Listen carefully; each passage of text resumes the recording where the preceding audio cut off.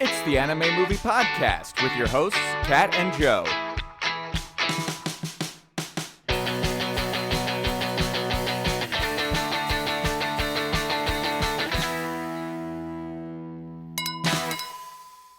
Everyone, I have an announcement to make. It's Ghibli June.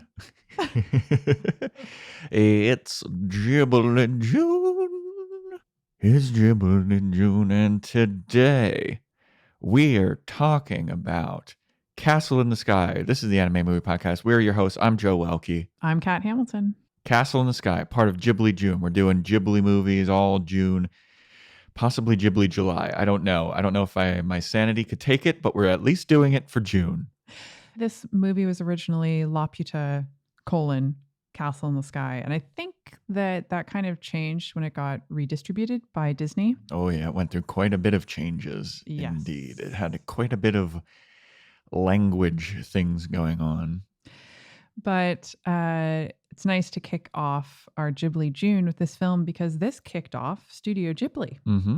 First official release from Studio Ghibli. Like, I know that they include Nausicaa and the Valley of the Wind on like box sets, and it's like part of the canon or whatever of Studio Ghibli, but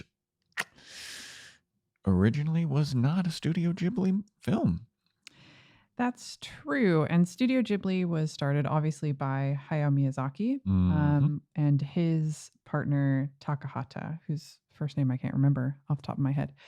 But they essentially started releasing films through Studio Ghibli, and they took turns directing. So Takahata did like Grave of the Fireflies, and he also did Pompoko and a couple of the other Studio Ghibli films that Hayao Miyazaki did not direct and write. A couple of the ones that Miyazaki was like, I'm too big for this. You can do the one with the raccoons with giant balls. I'll leave that to you. I'll leave you to do the most depressing anime movie ever. Yeah, that's all you, man. I don't want to have my name associated with that bullshit. I'll be making a bunch of well-regarded movies, and that is what Castle in the Sky is. It's one of the most well-regarded anime films ever. I think there were like polls that named it like one of the most influential and one of the best anime movies ever made. Really? Yeah. It's funny because I had seen a lot of Studio Ghibli films. And for some reason, this was my first viewing of Laputa Castle in the Sky. Mm-hmm. And to me, it felt like going to your best friend's family reunion. You know, when you know somebody really well and then you go and you're like, oh, I see that person kind of looks like you in that way. And that person has that quality that you have. And it felt like such a big mashup of a bunch of Studio Ghibli films, especially Miyazaki films. Yeah. But of course, it's a predecessor to all of them, except for Nausicaa. Yeah, I was going to say this later on, but I feel like this is kind of like a thing where it's like you listen to modern music and you can tell that there's influences from other bands or other musicians before. But like the newer stuff is so crisp and so perfected that when you go back and listen to like the originator of it, it's like, oh, this is weird. And it's kind of like, oh, I've seen this all before, but it's like perfected at this point. That when you go back to the original source of it, it's kind of like, oh, this is like a lesser version of this. Is there still some charm to it though for you? Yeah, no, yeah. But it's kind of like, listening to Dave Chappelle and then you go back and you watch like Richard Pryor and you're like, oh, I've seen like so many other comedians do basically like a Richard Pryor impression that Richard Pryor doesn't seem as magical or as groundbreaking. You know what I'm saying? Yeah. Yeah. I mean, I think that some of the older stuff has more charm than that. I'm not sure that like sometimes the newer stuff is more polished, but I don't think it's necessarily better or, perfected. Yeah. It's like getting a store-bought cake versus baking one at home. Mm-hmm. I still kind of like the baked at home one. Mm-hmm. I have a hard time putting myself back in time and being like, oh, like this came out in 1986, right? Correct. I'm sure it fucking blew people's minds in 1986, but because it's, 2021 at this point. That's right. Like how you hated Akira. Yeah, that's exactly. That's exactly. I like this better than Akira, though, I think. Okay. But I can't do that. I have a hard time placing myself there. So while I appreciate it and I know that it was an important thing, um, yeah, I mean, I've seen it done crazier, better, and I've seen it done way worse too. Like I've seen movies that were, I feel like, inspired by this movie, and they just dropped the ball and was like, oh, this sucked. But yeah. Um, but yeah, this is like an originator movie. Like this is whoa, this was groundbreaking for the time, I think. Right? Yeah, I don't know. I mean, it was a feature-length film, and it enjoyed a theatrical release through Streamline, which was its first distributor in the United States. First released in Philadelphia, I think, is what I read um, from some Rob Patton writings. There's a really interesting, you talk about this as like an originator, but there's a lot about this that's really heavily influenced by like 19th century action adventure literature. Mm. Like uh, Gulliver's Travels Mm-hmm. and such. I've got a little thing that I wanted to read. This is from 500 Essential Anime Movies: The Ultimate Guide by Helen McCarthy, which is a real hit or miss kind of a book. Sometimes the index doesn't take you to the correct page, and sometimes it's lacking. Yeah, we've had some trouble with this text before. Yeah. But it says the writing takes its inspiration from Robert Louis Stevenson and Jonathan Swift in equal measure. Laputa is a place in Gulliver's Travels, and the orphan on the run and taken up by pirates was the starting point for Treasure Island.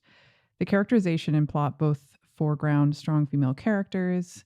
Sheeta, the girl who falls from the sky, starts the film as the shy country girl, bereaved of all she loves and frightened of her own shadow, and ends it as a badass. Doesn't actually say that, but I didn't want to keep reading that.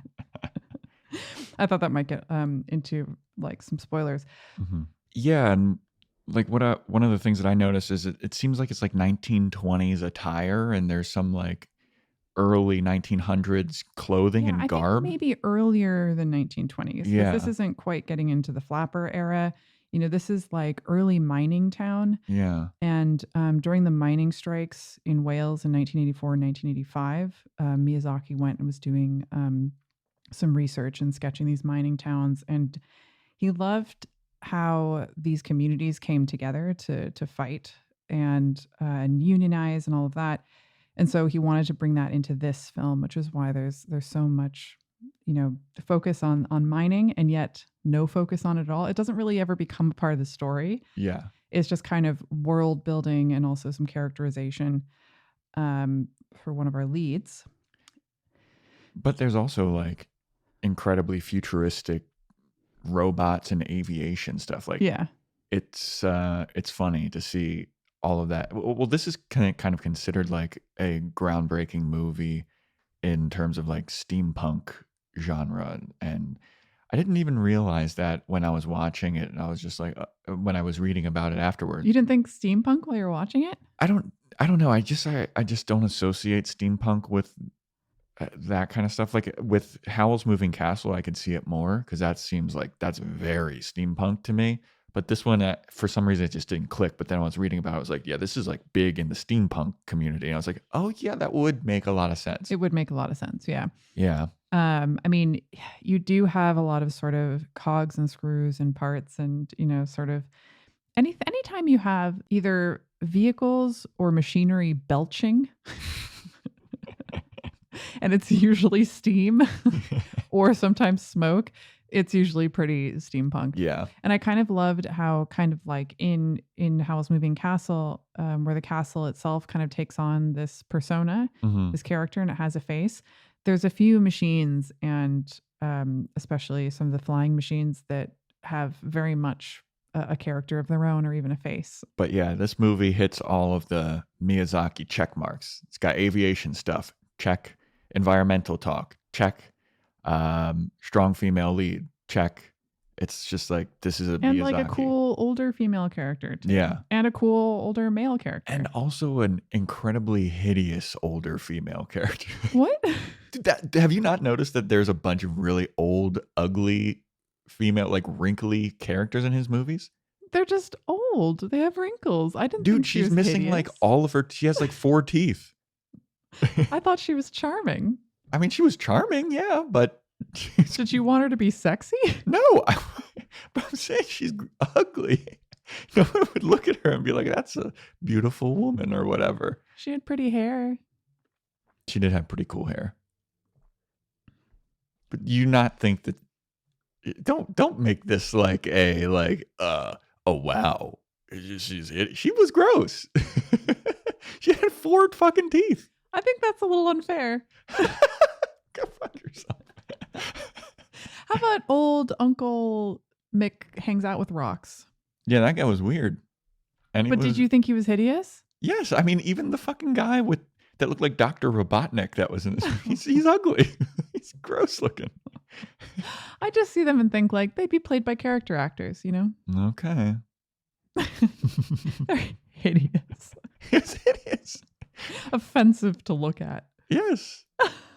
There is a scene where, this isn't a spoiler, but there is a scene where the old lady pirate is eating like a bunch of ham, and the way she's eating is so disgusting. Oh, sure, that was gross. Yeah. Yes.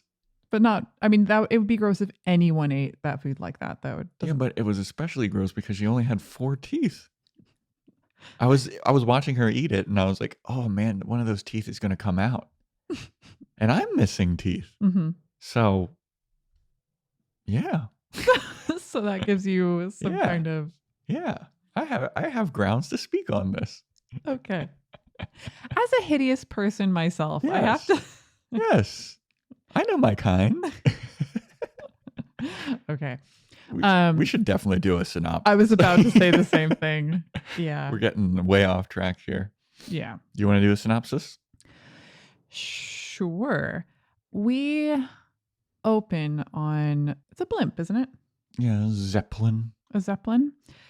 And we see a little girl and we don't quite know what's happening. But then this Zeppelin gets attacked by pirates Mm-hmm. and you are fearing for the little girl. And you see that she's wearing a necklace. She takes an opportunity to hit a man over the head when he's calling on the radio. So you're like, oh, she's not already amongst friends. Yeah. These people aren't protecting her from the pirates. Like, No. There's some screwy stuff going on here. And then she manages to crawl out the window and then is just traversing this Zeppelin, which is ballsy as hell. She loses her footing and she goes falling through the sky. And then we meet Patsu, who lives in a mining town. And he's on his way to work and he sees a girl floating down from the sky with a glowing pendant. And she literally falls into his arms. Mm-hmm. And they find out that they both have a connection to a fabled place called Laputa, which is a floating castle in the sky. Patsu's father had been discredited. He'd been a great pilot, and he had taken a picture of Laputa, and then people were like, oh, it's, Photoshop that shit. in whatever time period this is supposed to be. You could argue the past or the future. But yeah, they both find out that they have this connection to this place. And so then they're trying to find it. Turns out they're not the only ones. Mm-hmm. Yeah. Yeah, that's pretty good without spoiling anything. I thought so. Yeah. I wanted to quickly say that I was so impressed by the smoke in this film and the clouds, because everything is hand drawn, and we've seen so much recently that heavily relies on CGI. And I just love how hand drawn animation looks. Yeah. I love how it moves. I love, especially in the backgrounds, when you can see little pencil lines and things. It makes it feel so real. Yeah, there were even like flashback scenes and like the opening credits. It looks like kind of like a history of something going on. And it's a different style of animation. There's like lines drawn and everything. And it just looked so crisp. And that was one of the things that I said when we were going into watching this movie. It was like, well, at least we know that there won't be a lot of CGI in this, if any. Yeah. And that's always a plus. And I'm just always amazed at when things are translucent or look like they're glowing Hmm. or are billowing like the clouds in this, or some sort of electrical power. I'm just always blown away at how you can recreate some of those aspects of nature through just like cell art. Yeah. Well, this is also like a really colorful movie. Yeah. I think I read, yeah, yeah, here we go. It said that it used 381 colors in this movie. That's fucking a lot of colors. That is a lot of colors. They don't even have a crayon box that goes up that high. That's so many I don't colors. have a crayon box. I'd love if that was your scale for everything. Do you know how many dollars that is? Yeah. More than a number of crayons you can get in a box. Well, think of the biggest crayon box that you've ever seen or gotten. I think the biggest one that I've ever seen or gotten was like 128. Because I feel like there's some colored pencil sets that are more than that. But that's twice as many and then some.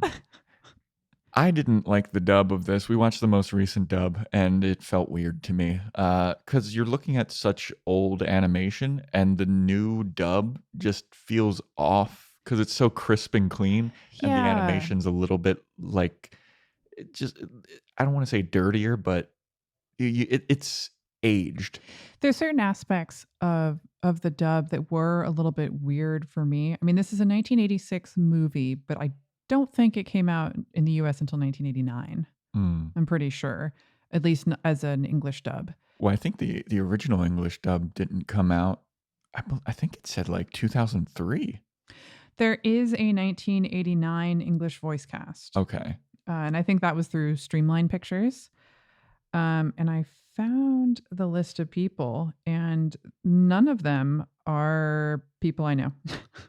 I kind of None like of these that. are words that I've. Yeah, the 2003 is the Disney version with Anna Paquin, with James Vanderbeek. No, I think that's a Mark Hamill. 2010 version. No, it's 2003 Disney version. Huh. And the original 1989 English voice cast included such names as Louise Chamble, Bertha Green, Jack Witt. A lot of people I've never heard of before. I was going to say, you know what's crazy is I feel like all of those people probably are huge in like the voice acting community and they're all over the place in like Disney Right. movies, but we just don't know. And I like that. Yeah. Yeah. These- I actually, I didn't have time, but I kind of wanted to go and like look up the other things these people have done. Yeah. And one thing that's kind of fun is that just like it's very, very difficult to see the original versions of Star Wars movies Mm-hmm. because of the Disney remastering, it's also very, very challenging to find Miyazaki or Studio Ghibli films that are the original English voice cast. Mm. But of course, with the box set that I have that Joe makes fun of me for because I swear it's legitimate and he thinks that 100% not legitimate. But what's cool is I've got a lot of the very old, you cannot find these anymore English voice cast versions. And I'm curious if this is on there with the original voices. It'd be cool to watch and compare, the Disney remastering versus the original. But I kind of liked how they didn't seem to remaster the music. But that's another thing that I was like, it didn't match because the voice cast felt so crisp and new, and then the music wasn't. Yeah, that didn't bug me. What really bugged me was that Anna Paquin couldn't settle on her accent. Yeah. And I know she's a Kiwi, but for the most part, she does pretty well in films to keep her accent straight, but could not, as it would appear, keep she it was straight in for this one. and out of it, this one. Really, and sometimes in the same sentence and sometimes for like an entire scene. I also wonder how old James Vanderbeek was while he was doing this, because... Well, it'd been in 2003. Okay. Well, how old was he then? Let's guess he's around 40 now. Okay. And then that is like 20 something. 18 years ago. Yeah. So yeah, in his 20s. Yeah. That's my guess. I don't know. Why would they get a 20 something to play like a 12-year-old? Well, that's pretty frequent to get like 40-year-olds to play 12-year-olds. Yeah, but he's not Like all of the putting on like a kid Rugrats. voice. Well, he is. He's going higher Do you pitched. think so? I think thought so. it sounded like a man. There was one time where he was sad about something and then his voice went to like a man level. Mm-hmm. But for the most part, I was like, he's doing a pretty good job of being high pitched, but not so high pitched that it's irritating. Well, that's one of the things. So I know that we previously reviewed Ponyo. The voice acting in Ponyo, it was by little kids, or at least younger kids, and it matched so much better. It did. I thought it was great. And then this one, I felt like there was a disconnect. Yeah, I think one thing that kind of took me out is just recognizing some of the actors' voices. Yeah, You know, I hate it. because so Sheeta is the main girl who's falling through the sky in the beginning, and she has this mysterious pendant. And Patsu is the boy from the mining town, and then the big baddie of the film is named Muska, and he's kind of works for the government, kind of doesn't work for. He's like a secret agent. Yeah. So Self-proclaimed secret agent. self-proclaimed secret, and he advertises that loudly, which Yeah. I thought was funny. But his name's Muska. He's played by Mark Hamill. I didn't realize how prolific Mark Hamill was as a voice actor Mhm. before this because Joe told me. Yeah. Yeah, when you were like, oh, Mark Hamill's in this. I was like, oh, that makes sense. And you're like, why? It's like, he's like a voice acting god. And I thought his voice was kind of great for being the slimy and evil. But every time I heard it, I was just like, oh, Mark Hamill. Yeah. You yeah, know? Same. And that took me out of it a little bit.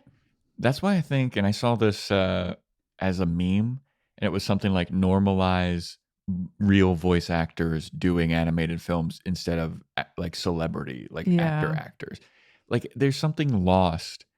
Like all of the Disney movies from our childhood, it wasn't big name stuff. They only kind of started doing that, I guess, towards the back half of the 90s, I guess, when Jonathan Taylor Thomas was voicing Simba. Yeah, that's true. But like, you can't name who was the voice of Aladdin.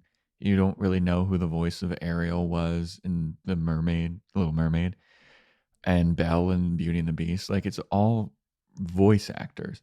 And I think it's definitely a super specific skill that perhaps regular actors that are seen don't have, except for maybe Mark Hamill, because that guy's a legend.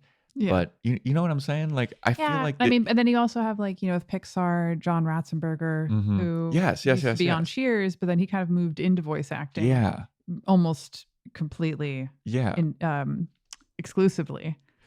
yeah. It's kind of like that thing. So in horror movies, if I recognize the actor in the horror movie, it takes me out of it, and I'm not as scared. Yeah. It needs to be a bunch of unknown actors for me to be like, oh, this is fucking scary. If like Johnny Depp's in a horror movie, I'm like, oh, this is Johnny Depp, and this is a movie now. Like, it takes me out of it, and that's the kind of the same For thing. me, I kind of prefer that because I like to be taken out of horror movies. Yeah, but I think there's kind of the same thing with voice acting where it's like, oh, that's Mark Hamill. Oh, that's James Van Der. I just picture them in a booth, being Right. like, oh, I'm James Van Der Beek. Brr." Great voice acting, Joe. Your talents are wasted. I could totally be a good voice actor. Yeah, totally. Yeah, I won't prove it. I won't do any voices right now, but I could. I have a voice. You're halfway there. You've got a microphone in front of you. Yeah, there you go. And you've got a voice. Yeah, And you're using it, and I'm hideous and stupid. Should we, is there anything else in non-spoilers, or should we get to that spoilery spoiling? I'm ready to travel to Spoilersville. My bags are packed. All right, let's do it. They wouldn't spoil this, right? Oh, They God. can't spoil this, Spoilers. right? Don't spoil Spoiler this. talk, spoiler talk, anime movie podcast, spoiler talk.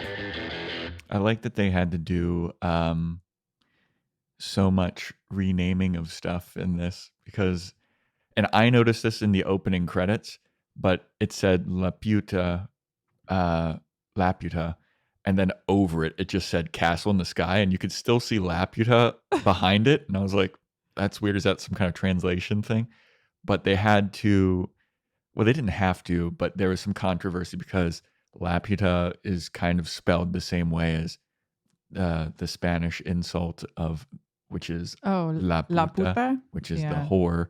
Or the And bitch. yeah, and they were like, "Oh fuck, we didn't even know that." Like Miyazaki had to come out and be like, "Oh, this is meaningless in Japan and English, so I didn't know."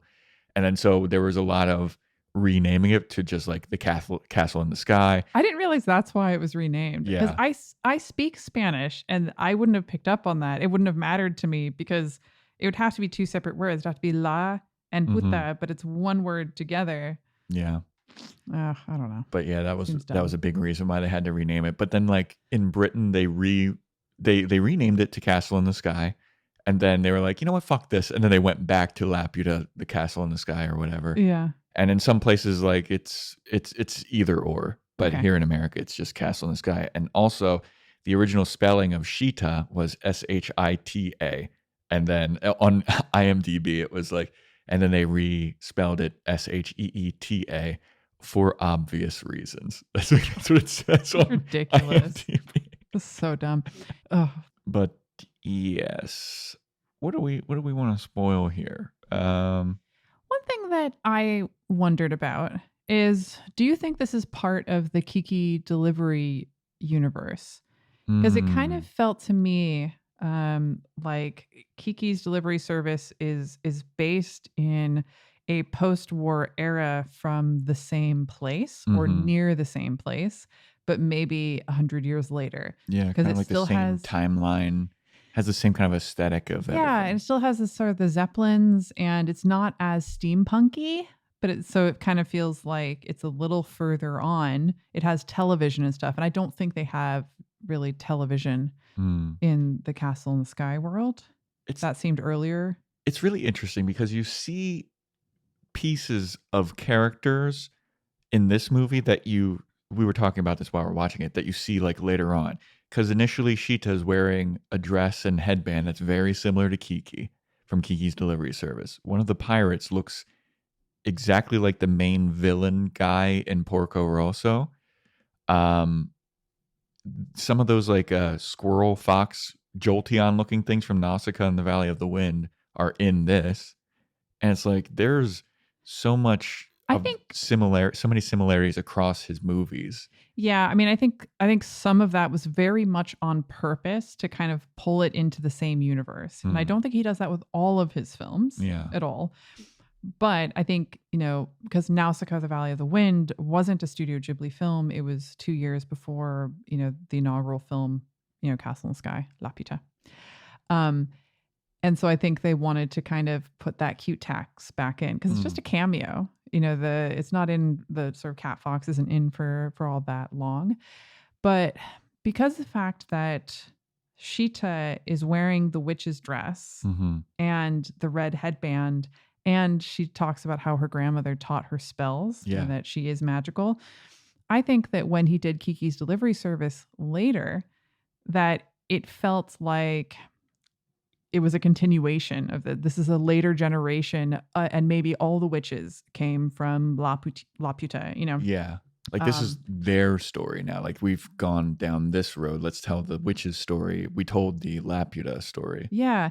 And when we were watching Kiki's, I was telling you that it really bugged me. I wanted more information about the witches. It felt so slice of life, but I wanted it to feel like it had more of a history to it. And it kind of feels like that Kiki's Delivery Service is a sequel to Castle in the Sky. She even gets like Kiki's haircut by the end with getting her braids shot off with a pistol. Yeah, that's great. What a way to get a haircut. You're right. Where Yeah, you it does- turn the salon into the saloon. Yeah, this does kind of hint towards a larger Miyazaki-verse, you know? Yeah, which I like. I do. I think it's very interesting if it's like, oh, well, I mean, especially like the cat, squirrel, fox thing. That's definitely the same thing. Oh, that's absolutely the same thing. So it's like, are they in the same universe or is this just something? What did you think was the cute tax in this movie? Because you found the robot thing that was trying to save Sheeta from Muska. You found the robot very cute at times. You're like, oh, this is so cute. I did think he was cute with his silly lopsided, not matching eyes and that kind of ugly, cute steampunk way. Mm. Although then when they started crawling around like spiders, I was like, nope, Yeah. you've lost your It went cute. from cute to nightmarish very quickly. Real fast. Yeah. Real fast. I mean, everything, once you get into the actual castle in the sky and you're following around that like one lone robot that's still around and he's just kind of trying to tend to the gardens and He's got moss growing all over him. yeah, and every creature that he kind of comes across is really nice and cute. I felt like that whole moment. I actually found myself watching him go through that and seeing like, oh, like this used to be a place full of life and now it's full of a different kind of life and he's kind of trying to still sustain it. And I was just like, my heart went out to him, this robot. And I found everything that he had around him to be absolutely adorable. And I felt like it was really, really effective when the army people started coming in and destroying this place. Like I was sad. Like I felt that, you know? Yeah. And I was like, Miyazaki's good at that, at least for me, to kind of build up these empathies that really pull at my heartstrings. Yeah, I agree. I thought it was interesting once they got to Laputa and it was just like, hey, I'm the last guy here. Like this place used to be beaming with life and now it's just me and all these like weird animals and plant life and everything. And then of course the human intervention has to come in and fucking blow it all up and ruin it. Which, you know, a lot of the 19th century was that happening. Yeah. And Industrial 18th Revolution. century and the one before it. That was pretty common. You know what was weird is how much action and like chase scenes is in this movie. Like, Yeah. there are very long, extended chase scenes, which I thought was really interesting because I wouldn't expect it from a Miyazaki movie, but maybe I'm just wrong because you know Porco Rosso is like an actiony thing. Yeah. There's a lot of Porco Rosso in this for me. Yeah, same. So that big fisticuffs fight in the beginning between the pirate and the really busty woman's husband or whatever. And they're like going mano a mano. Yeah, and they do that like flexing thing, which is so wonderfully cartoonish. Yeah. You know, there's so many sort of callbacks to serials to me in this, you know, and the bursting chest out of the shirt. Yeah. And then that little moment where she's like, I'm not going to sew that. Yeah. Yeah. He's like hulking out of his clothes. He's just like, let me flex my chest. It's like, psh. And then the next guy's like, oh yeah, I can rip even more of my shirt. Like his shirt gets even more ripped. And then the first guy's like, oh no, I'm in for it now. Yeah. And then they just start like taking turns punching each other in the stomach. And this is not a short film. This is 124 minutes. Oh, yeah. So, but I didn't feel like it dragged. You know, and there were some moments like that which you could have lost that for the movie easily and the plot would have been the same. There's entire characters you could basically lose. And I just think that the little scenes that they had in addition were all so charming to me. Like they were just, you know, you get into these action adventure things and the stakes feel real. And then you just have these like scuttling, scurrying moments that are super cartoonish and delightful. So you mentioned that there are whole characters that you think could just be erased from this movie and it wouldn't lose anything. Who's somebody that you think could be erased and the movie wouldn't lose any kind of charm or whatever? I mean, basically anyone in the mining town. Although, you know, that like those obviously that does add some charm and warmth, but you know, mining never really comes into this. It's not like Patsu ever uses his mining skills to do anything. And even that moment they have with the older man, I forget his name. They call him Uncle something. Uncle Palm. What Uncle Palm. Uncle Palm. When they're hanging out with Uncle Palm, there's just this moment where he's like, listen to the rocks speak and be careful. And you're like, okay. But you know, it's not like Uncle Palm comes back later or what he's saying there ends up being important later. I guess they try and make a callback thing happen where Patsu's like, oh, you know, Uncle Palm was right we shouldn't take the power of this for granted. And I was Yeah. like, that was forced. This rock is very powerful. Yeah. You're like, okay, we knew that.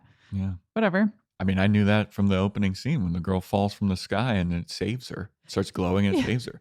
I don't need fucking Uncle Palm to tell me that shit. I mean, and then you get, green dress McTiggled biddies. Oh, yeah. I think that's Patsu's mom. Is that Patsu's mom?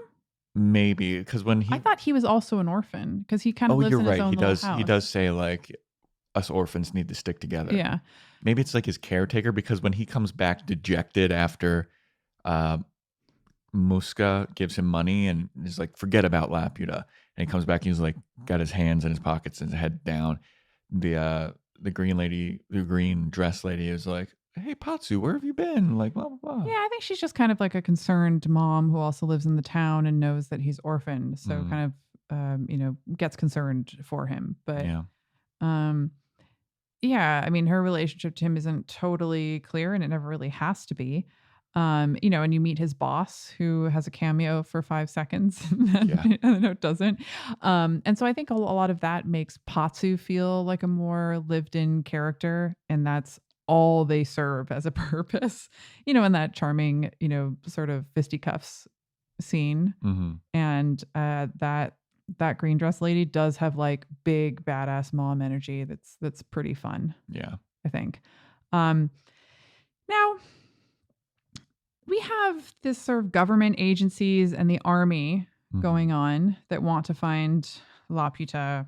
And then we also have the pirates who are interested in stealing this stone as well. And then the pirates end up sort of befriending the kids over time, which I thought was nice the way they did that. It was never forced. It never was like, oh, suddenly we're besties. I thought that they built up to that pretty nicely. Yeah. Which a lot of films don't at all. But I think I was reading somewhere that described the leader of the pirates is the old lady that Joe thinks is hideous. She is hideous. She's got 4 teeth. To be fair, she doesn't have a lot of teeth. And she's got these like big, thick, pink pigtails, braided pigtails. And she's kind of a tough love badass. Yeah. But when I was reading somewhere, it was like, internally she's like a marshmallow, but out, externally it's like steel. I forget the way they wrote it, but I was just like, marshmallow filled steel. Sure. Her name is Dola, by the way. Yeah. Ma Dola. Mm-hmm. And, but a lot of the pirates just call her mother. And I don't know how many of them are actually her sons or if that's just kind of her matriarchal thing is to have all the boys call her mom. Maybe. It could be maybe like she's, not to get too weird, but like the madam of a brothel or whatever. Like the leader is called like the madam. Yeah. Maybe that's kind of like how it's like with her, where all of them are like Ma. Or maybe just because she's older than all of them too. It's just like, hey, this is like Ma. Well, I was trying to think of where I've seen this before, and I knew it was in an anime, and I was struggling to remember, and then remembered it's in Cowboy Bebop, that there is a gang of environmentalists who wear masks that are like rat masks, but they turn out to be kind of hypocritical in their terrorism. But the leader of them is called Twinkle Murdoch, I think, and they all call her mom or mother, and it's a little weird. It's a little creepy, but wasn't it Mike Pence that called his wife mother or something? That's a very 1950s thing to do. Yeah, like I remember my grandpa used to call my grandma mother. Yeah, and I think that was, I know that my mom did that a bit, calling my dad. And it's partly because it encourages children to call their parents mom or dad. Because if they only ever hear them being referred to as their first names, kids will actually start calling their parents by their first names, which for most parents is weird. Yeah. I guess thinking back, my parents, like my dad would be like, hey, it's the mama. He would say the mama to me and my sister, and my mom would call him, hey, Pop. But now that we're like grown up in a way, they're using their own first names and everything. they think you guys have got it now? Yeah, we got it. We learned. It's been over 30 years. We learned not to call our parents, hey, Elaine. Uh, um, yeah, and there's some creepy dynamics with these pirates and them all like falling for Sheeta. Yeah, that There's a was lot of very weird stuff with weird. that. And Muska kind of suggests that there's going to be something kind of incestual and also Yeah, was Muska related to Sheeta? they share ancestors. They still have the same last name. So I don't know how far off they are in terms of cousins. Yeah. But when you have the same last name, it's usually a little too close. Yeah, yeah. Yeah, it's weird because all of these like grown men are lusting after. I mean, I don't know how old Sheeta is, but I would say that she's like 12 at the oldest. Maybe 13. Yeah. And like there's a part where all of the pirates on the ship come in and they're like, I want to help Sheeta and I'm bringing her flowers. They're like blushing and licking their tips of their fingers to smooth Yeah. out their eyebrows, which is a thing Yeah. I've only ever seen in a cartoon. Yeah, I've never seen anyone do You've never that. done that before a date? No. It's If you in anyone your is, car looking in the if any mirror. men out there that are listening to this, and I think that's 100% of our audience, but if there's any men that have, before meeting a potential suitor, licked their finger and then straightened out their eyebrows, if you've ever done that, write in, let us know, because I don't think it's a thing except for in movies, and more specifically in cartoons. Yeah. But it was a little weird when they're all like lusting after Sheeta, and it's only because she started wearing like pirate gear. Do you think that was it? I did Yeah. like her outfit when she went into the Well, pirate there gear. you go. Even Cat I didn't want to fuck her. I was just like, that's a really cute outfit. Mm. Because it's like pink bloomers with a belt and a yellow blouse. And it's a lot of colors and it's really cute. Well, it's like none of them paid her any mind, and then she walked out in the pirate gear, and that's when everybody was like, whoa. Oh, really? I thought they had just all developed it over time. I didn't get the like, oh, it's the outfit. It's the makeover that she went through. I think it was the makeover. Okay. Now, we have to talk about the Flaptors. Yeah. Your favorite thing. Because Ma Dola and her pirate boys, they all they're sky pirates, which is a cool concept. And they're flying this kind of a Zeppelin thing, but it's got it has like a beak on the front. It's kind of got this bird face almost, but it's very subtle. Yeah, I think it's called the fire moth. Oh, Something, I know it's something moth. that's cool. Yeah. And if you see Ma Dola when she has her goggles on, she's got this thing that kind of makes it look like she's got a beak too. And it kind of matches the front of the plane, which I thought was kind of cool. But they have an engineer who has, massive mustache going on, really big Kamaji energy from Spirited Away. Yeah. Who's the boiler room guy with the many, many arms. This is who I said looked like Dr. Robotnik from Sonic the Hedgehog. Yeah. It's also called the Tiger Moth. That's the name of their main ship. And that's another character that could have disappeared and it would have made no difference to the movie. Yeah. But he did have some random charming scenes where he didn't really have much of a purpose, but he's there. He's there, yeah. Yeah, he plays chess against Ma Dola, and I think he beats her. Is he her partner? Maybe. I can't remember if they said that's Hey, they're both gross. Pops.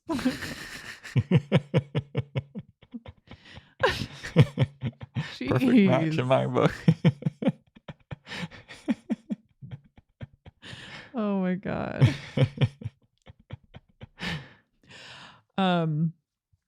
What did you think of Laputa once we got there? I thought it was cool looking. I mean, I thought once we got more into like the throne room when Muska is using the amulet to open secret rooms within Laputa, that's why I thought it looked even cooler. But the outside of it, I was just like, oh, this is just kind of like a abandoned, overgrown moss tree place. And I was like, okay, I've seen this. Isn't really crazy to me. And the animal life, it's kind of like typical Miyazaki just kind of take something from our world and then make it a little tinge weirder. There's like buffalo with mustaches and stuff in Oh, it. they were so They have cute. like gerbil heads and I shit. loved it. I loved it so much. I thought the robots were cool in Laputa, and then when they start being used as weapons by Muska, I thought that looked cool. Like I know that was like when they turned from cute to scary, but they were scary, and they were like pretty cool looking originally anyway. Yeah, so we kind of skipped over talking about how once the stone that Sheeta had was awakened, it pointed a beam towards Laputa to be Mhm. able to find it. And Muska, the big Mark Hamill baddie, takes the stone, and then he's taking the army to this place. And then I guess by memory, Sheeta kind of was like, it was pointing this direction. And so Yeah. the pirates, vaguely follow that direction. And there's a bit of a skirmish in the sky. And they finally find Laputa, which is surrounded by these winds that go in two directions, which is how Patsu's father had described it. Yeah. And I guess that's how then, it kind of also like shields itself and hides itself from the yeah. world. But then that kind of dissipates because of the presence of the stone when that gets closer. But then Sheeta and Patsu have a little bit of time where they're able to explore the abandoned castle in the sky, which is this sort of massive island, and it has a ton of roots growing down out of it now. And there's roots that have kind of overgrown over all kinds of things. But there's a moment where Patsu and Sheeta are looking down into what looks like it's just going to be like a little pond, and they're actually seeing an entire submerged city.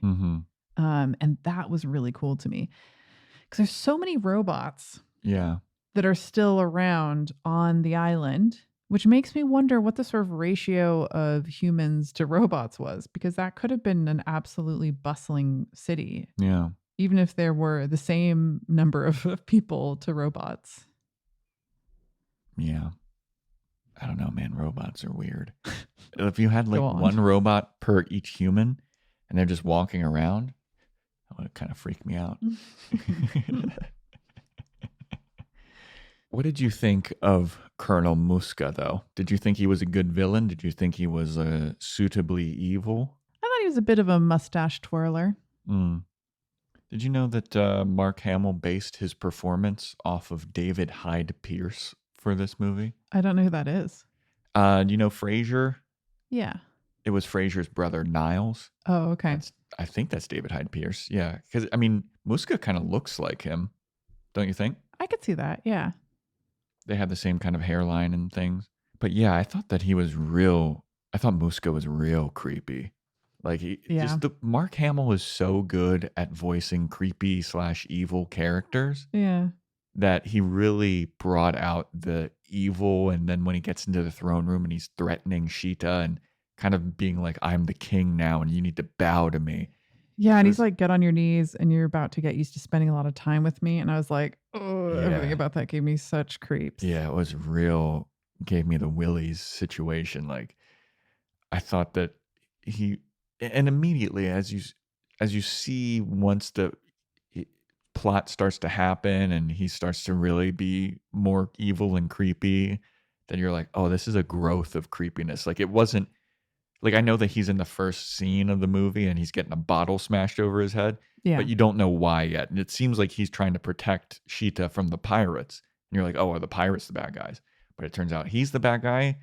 I liked that aspect. Yeah, it added a little bit of mystery. And then when everything is unfolding, you're like, oh. And then you start to think the army are kind of the bad guys. And then you see him turn on the army. And when you see him just kind of open up a latch and just let 100 soldiers plummet to the ground, that's evil. No, yeah, there's a lot of death in this movie. There's some dark shit. And then he just, once they get into Laputa's like kind of throne secret place room, and he just like ditches his two bodyguards that are with him. He's like, all right, this is as far as you go.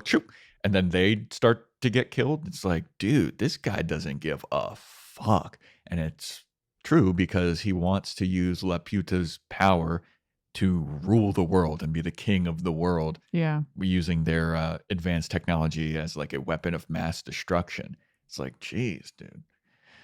I don't think any of these people really think it through when they're like, I want to Oh, be king of the world. no. Like, that's so much responsibility, dude. Can you imagine? Take it easy. When would you rest? Yeah, fuck that. King of the world doesn't get a day off. No.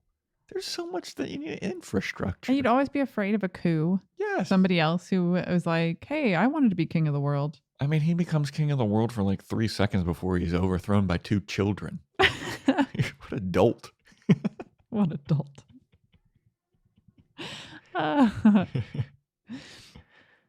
yeah, I think what's nice about this film is that there are a lot of the aspects of the narrative that are pretty straightforward, Mm-hmm. pretty familiar tropes as far as stories go within literature and, you know, animated films before it and fairy tales and things Mhm. like that. There's a princess, there's a crystal that has special power, there's orphans, you know. So there's a lot of that that's very, very familiar and very tropic, Mm-hmm. and sort of prototypical. But then you have these cool elements of like these interestingly designed robots and some of the interesting sort of mining town versus like the military, and you get an idea of what the political landscape is of this place that's kind of not in the past and kind of not in the future either, but maybe an alternate reality or something. Mm. So I kind of like this basic familiar structure that includes just kind of interesting deviance from those structures. Or, you know, thinking that the pirates are the bad guys and then being like, oh wait, no, the pirates are actually really good people. You know, they've got hearts of gold. It's actually this guy who's like super evil. I like that.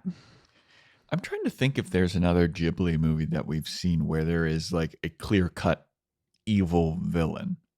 Because Muska seems to be the only one that I can recall who's like, he's just evil and he wants to take over the world. Like in Porco Rosso, you can see like the guy's not evil, but they're kind of like vying for the same woman's love or something, or he wants to be like the better aviator, but he's not evil. It's kind of a rival. Yeah, like, and Kiki, there's no real villain. Nausicaa, I guess maybe. Oh no, not Nausicaa.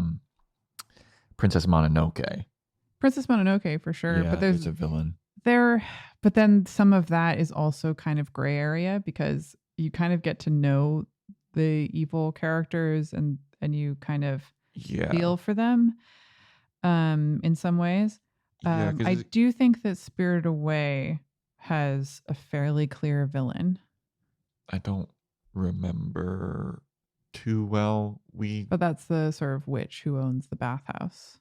Oh, but she's kind of like a mean boss villain rather than like an evil will take over the world. Yeah. Wants to make people suffer for power kind of villain. I feel like Muska's probably the most clear cut. I just want to take over the world and I'm evil and I'll fucking kill my own people. I'll give you that. Yeah, and that's just in one person. Whereas I think oftentimes Miyazaki will see the good and the bad in a lot of people, Mm-hmm. you know? Yeah, I mean, yeah, like we were talking about with Princess Mononoke, like there is a quote unquote villain, but it seems like those people were just trying to use technology to advance their civilization a little bit. And then it was kind of like Earth versus technology, nature versus technology type thing. But this one, it was just like, no, I'll fucking kill people and I'll send my own people to die because I'm going to be the ruler of the world and I'm going to use this island or floating castle as a weapon to destroy things. So it's like, all right, this guy is fucking bad. Yeah, I guess it felt more Marvel movie. Yeah. As far as the plot goes. Yeah. You know? Yeah. And the crystal's like an infinity stone. Yeah. Oh, Muska is Thanos. How did you feel about the conclusion of the film? Did you feel like it was satisfying and earned? Yeah, I mean, it was a happy ending, wrapped up. It was interesting that, so I think it was interesting that all of these people wanted to get to Laputa and they all had different reasons to do it. Yeah. And like Musca wants to get to Laputa to use its immense technological power to take over the world. Yep. The pirates wants to go to Laputa For to plunder. treasure. Yeah, to plunder its booty. Its Treasure. bountiful booty.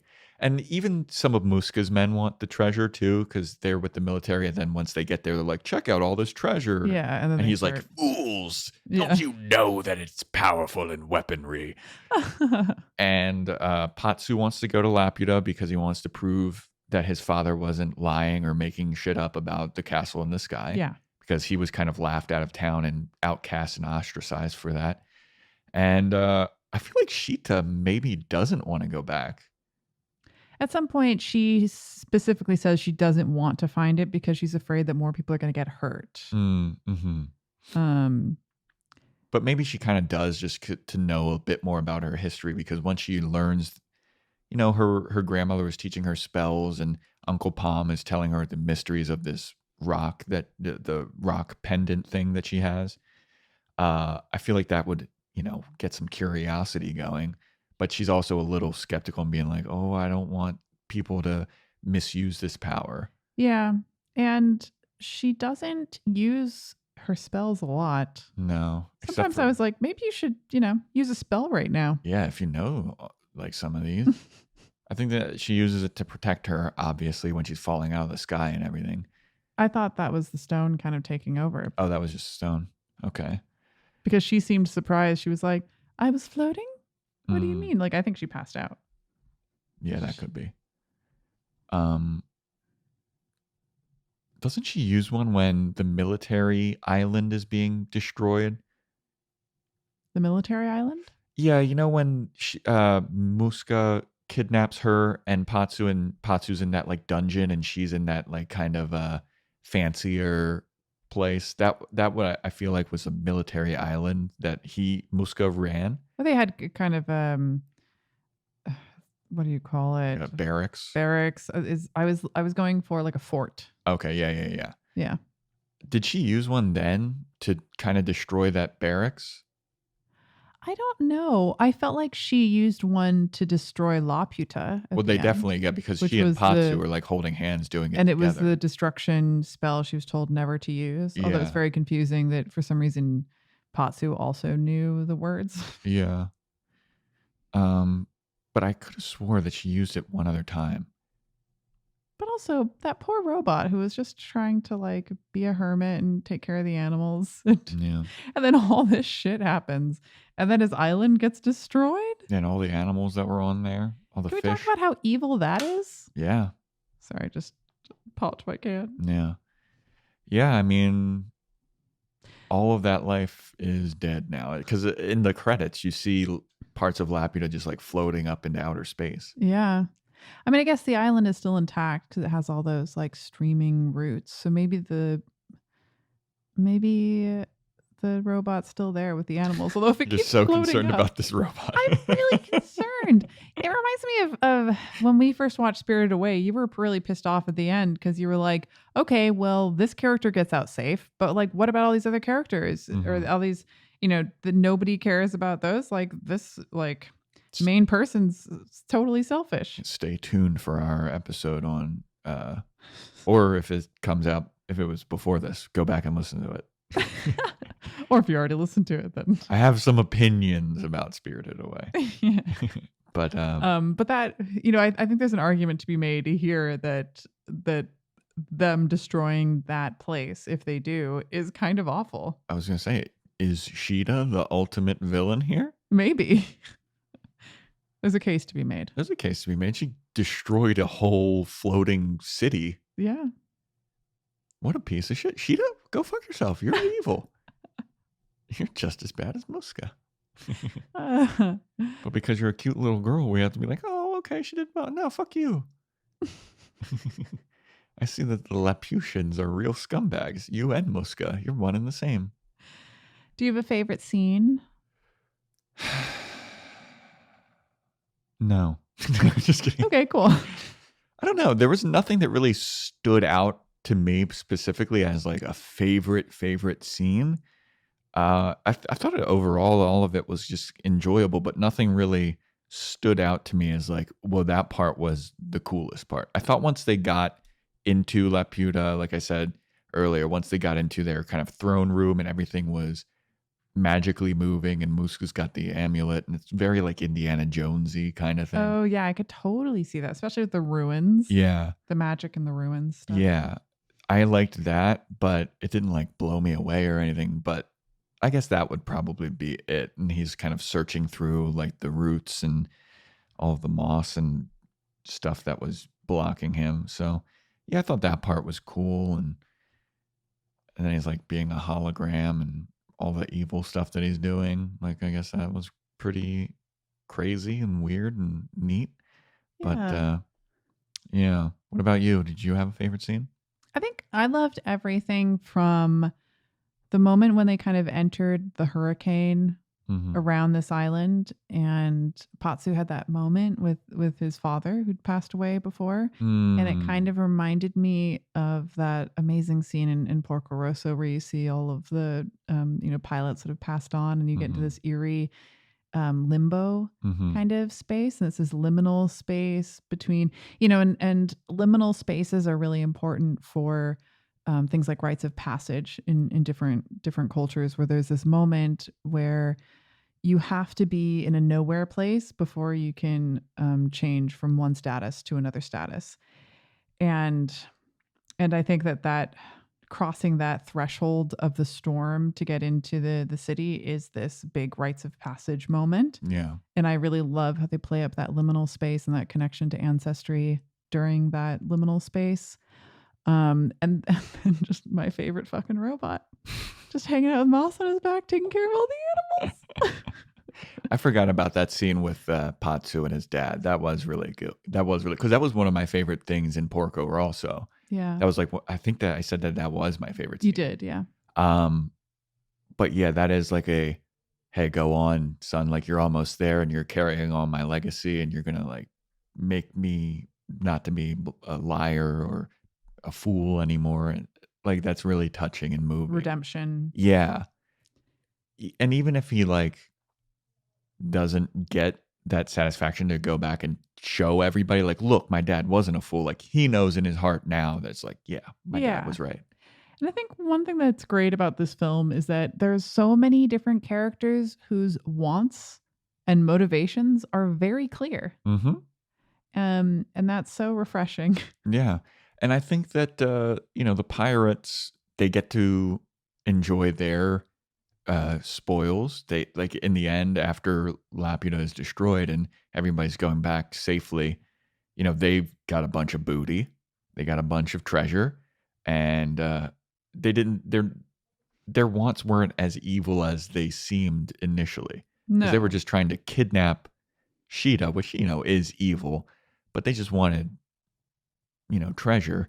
And then once they get it, they're like, oh, I'm not going to like hurt you, which is like Muska wanted to hurt people. Yeah. But they're just like, no, I don't give a fuck about like hurting you. I just wanted the money and treasure.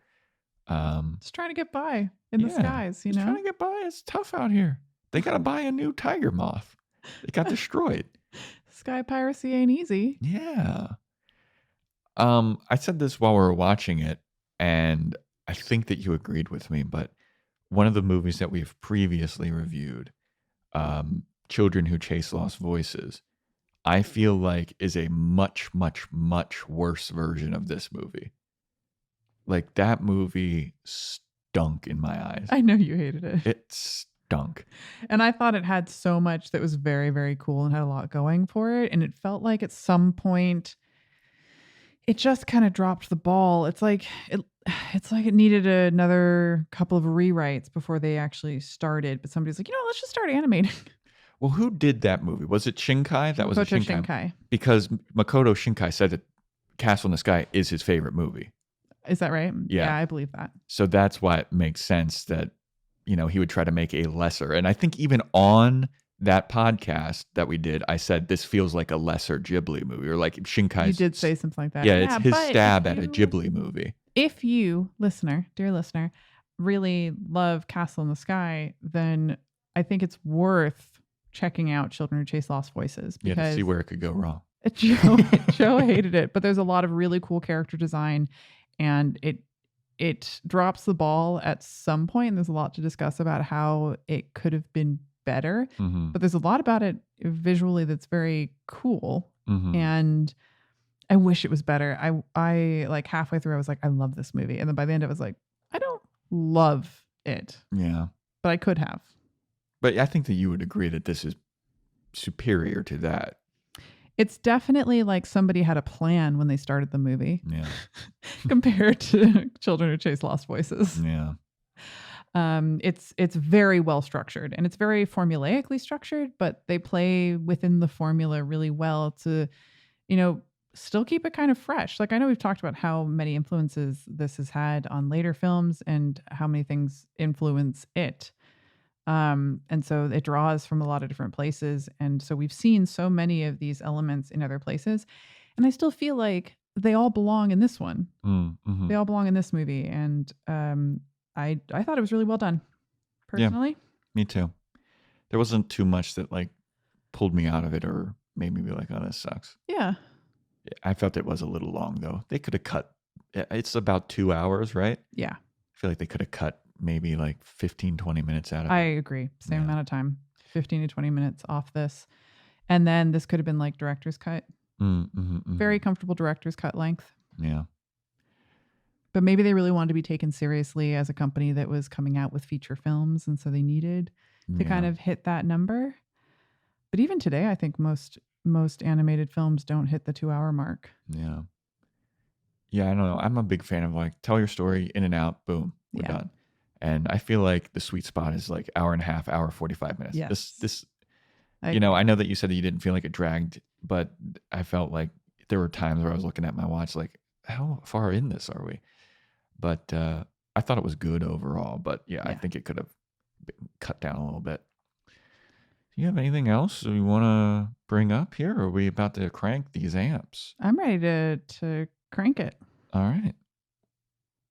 Should I crank it first or you want to crank it? I'll crank it first. Who's cranking? What's cranking? Laputa, Castle in the Sky, written, directed by Hayao Miyazaki, gets a 9.5 for me. Okay. For a lot of the same reasons that I've said throughout this podcast, but I think the animation is beautiful for, something that's hand drawn. It has a little bit of magic, a little action, a little adventure, has some really strong characters and clear motivations for all of the characters, a lot of really charming moments, but it doesn't really lose sight of the larger story. And it feels like there's a bigger history out there, which is very cool. And it ties in this idea of some kind of a Miyazaki-verse, which I also find very exciting. For me, I'm going to go 7.7 out of 11 7.7. for Castle in the Sky. Where did you start? Did you have a number that you started with and this shifted at all? Yeah, I started with 7, and then talking about it, I was like, yeah, you know what? This could have been so much worse, and I've seen so much worse of But I like a couldn't give similar it ilk. Couldn't give it an extra 0.75. It's like just under 3/4 of a point. 7.7 out of 11. Oh, sorry. That's less. God, math was really hard in my brain for a second there. But yeah, I'm a big plot person. This had a plot that it was easy to follow. Characters were good. The only like marks against it were, I mean, with this version, and it kind of probably isn't fair to do this, but the dub was just like weird to me, and it took me out of it a couple times. But I'm sure, if we watched the subbed or another dub, it'd be better. So maybe those would get, an 8.5 or a 9. But the version that we watched, 7.7, watch.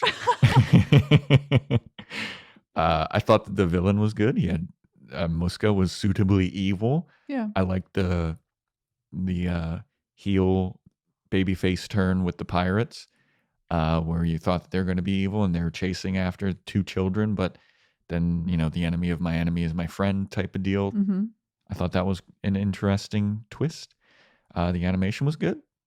Not much to really dislike, but it didn't like blow me away Sure. in terms of like this is a revolutionary story, that also has to do with me having difficulty placing myself back in time. But yeah, I thought it was pretty good. I liked it. Yeah, me too. All right. Well, thanks for listening to this episode on Laputa Castle in the Sky. We have Instagram at the Anime Movie Podcast. We have a YouTube channel where we post clips with animated stuff and scenes from the movie that explain what we're talking about, so you get more of a visual reference. And then you just look up the Anime Movie Podcast, subscribe to that, rate and review our on iTunes or Apple Podcasts. And if you want to email in, we have an email address, the Anime Movie Podcast at gmail.com. Am I forgetting anything? I don't think so. No, I was just going to say, come back every Monday all June long. We'll be talking about Ghibli films. And maybe there will be some special guests. Maybe there will be some drama regarding some of the movies. There could be some drama. But yeah, thanks for listening. See ya. Bye. Thanks for listening to the Anime Movie Podcast. You can follow us on Instagram at the Anime Movie Podcast, and you can reach out via email at theanimemoviepodcast@gmail.com. Please subscribe, rate, and review, and tell a friend. Thanks. Have a good one. Bye.